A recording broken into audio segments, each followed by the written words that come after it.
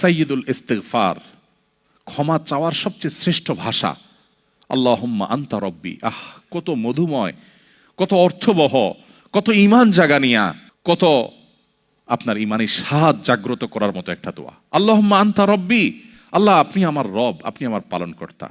আল্লাহুম্মা আনতা রব্বি লা ইলাহা ইল্লা আনতা, আপনি ছাড়া সত্যিকারের কোনো মাবুদ নেই। ওয়া আনা আবদুক ওয়া আনা আলা আহদিকা ওয়া ওয়া'দিকা মাস্তাতা'তু, আমি আপনার গোলাম, আপনার সঙ্গে আমার ওয়াদা রক্ষা করার আমি চেষ্টা করি, মাস্তাতা'তু, যতটুকু সম্ভব হয়। আউযু বিকা মিন শাররি মা সানাত, আল্লাহ যে অপকর্ম আমি করে ফেলেছি, যে গুনাহ আমি করে ফেলেছি, এই গুনাহের যে ক্ষতি, এটা থেকে আমি আপনার কাছে পানা চাই, আমাকে যেন জাহান্নাম গ্রাস না করে, এই গুনাহের ফলে দুনিয়া যেন আমার ক্ষতি না করে। আউযু বিকা মিন শাররি মা সানাত আবুউ লাকা বিনি'মাতিকা আলাই, আল্লাহ আপনি কত নেয়ামত দিয়েছেন আমাকে, কত মানুষ কত কষ্টে আছে, আমাকে কত সুন্দর লাইফ আপনি দিয়েছেন।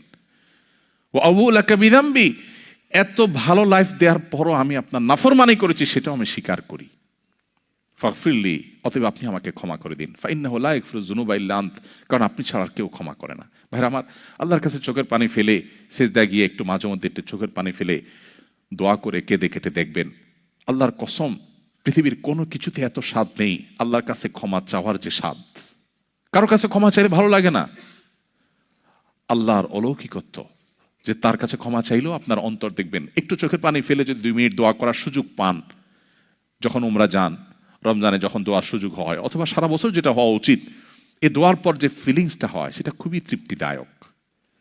একটু চোখের পানি ফেলার পর, একটু দোয়া করার পর অসম্ভব ভালো লাগায় কাজ করে, যেটা পৃথিবীতে অন্য কোথাও হয় না। কারোর ভয়ে কাঁদলে আপনার ভালো লাগবে না, বাট আল্লাহর ভয়ে কাঁদার পর আপনার ভালো লাগা কাজ করবে। সো এই প্র্যাকটিস আমাদের হওয়া উচিত নিয়মিত। আল্লাহ আমাদের তৌফিক দান করুন।